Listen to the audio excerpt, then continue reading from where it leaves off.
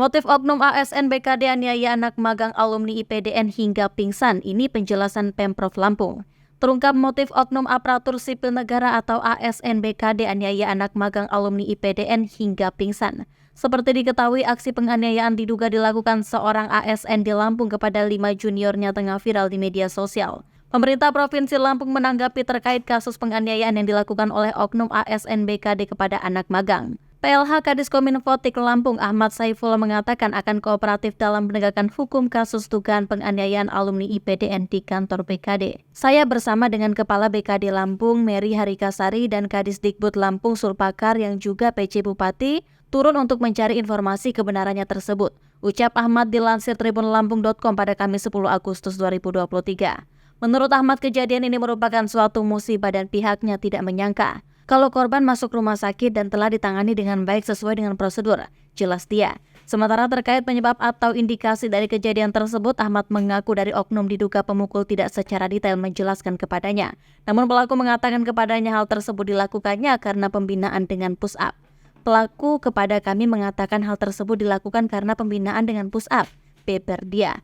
Kendati begitu, kasus ini akan ditindaklanjuti oleh Inspektorat. Kasus oknum ASN BKD Lampung ini akan ditindaklanjuti oleh Inspektorat dan kami menghargai proses hukum, terang dia. Nanti setelah proses itu akan disampaikan, korban dan pelaku saat ini sedang syok, kata Ahmad.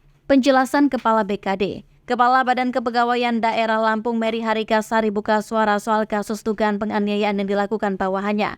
Menurut Mary, pihaknya masih mempelajari kasus tersebut. Saat ini kami sedang mempelajari juga dugaan kasus tersebut. Pada prinsipnya, jika tidak sesuai dengan aturan akan ditindaklanjuti, kata Mary dilansir tribunlampung.com. Ia mengatakan pihaknya tetap akan mengikuti perkembangan kasus tersebut. Mary juga sedang mencari tahu identitas korban. Kalau korbannya itu saya sedang mencari informasi karena belum lengkap, tutur Mary. Edi Sari, paman dari korban bernama Farhan, 1 dari 5 orang dihajar, menceritakan kronologi kejadian yang dialami keponakannya tersebut saat dianiaya 8-10 orang. Farhan merupakan alumni Institut Pemerintah Dalam Negeri IPDN dianiaya di gedung BKD Lampung.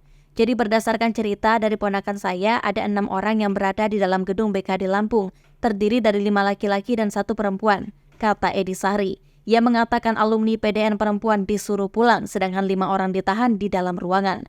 Jadi 5 orang ini dihajar, tetapi keponakan saya paling parah karena dadanya dihantam sampai pingsan, tutur Edi. Lebih lanjut, ia mengatakan Farhan dianiaya dengan menggunakan tangan dan kaki dalam kondisi mata tertutup. Matanya ditutup, korban sudah angkat tangan karena napasnya habis, tetapi masih dihajar 8-10 orang, beber dia.